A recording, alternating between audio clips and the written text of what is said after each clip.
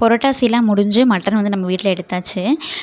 Mutton பார்த்திங்கன்னா கொஞ்சம் தண்ணி குழம்பு வச்சுட்டு கிரேவி வாட்ட பண்ணிக்கலாம் அப்படின்ட்டு நைட்டே வந்து சின்ன வெங்காயம் தொளிச்சு வச்சுருந்தாங்க. அதுக்கப்புறம் மஞ்சள் உப்பு போட்டு நல்லா வாஷ் பண்ணிகிட்டு இருந்தாங்க. குழம்புக்கு நீங்கள் எந்த அளவுக்கு வந்து சின்ன வெங்காயம் அதிகமாக போடுறீங்களோ டேஸ்ட் அந்த அளவுக்கு நல்லாயிருக்குங்க.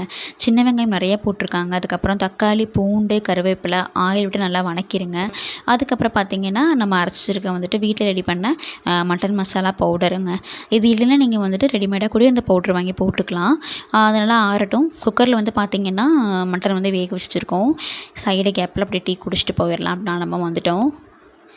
இதுக்கப்புறம் நம்ம ஆற வச்சுருந்த அந்த விழுதெல்லாம் வந்து தண்ணி விட்டு கொஞ்சம் கொஞ்சமாக அரைச்சிட்டேங்க.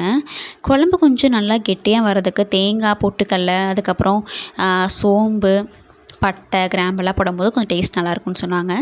அம்மா வந்து எப்பயும் இப்படி தான் வைப்பாங்க. அதுக்கப்புறம் எப்பவும் போல் கடுகு, கருவேப்பிலை நல்லா ஆட் பண்ணிவிட்டு அதுக்கப்புறம் அரைச்சி இருக்க விழுது, மட்டன்லாம் ஆட் பண்ணி லாஸ்ட் மினிட் வரைக்கும் விட்டு இறக்குனீங்கன்னா சூப்பர்.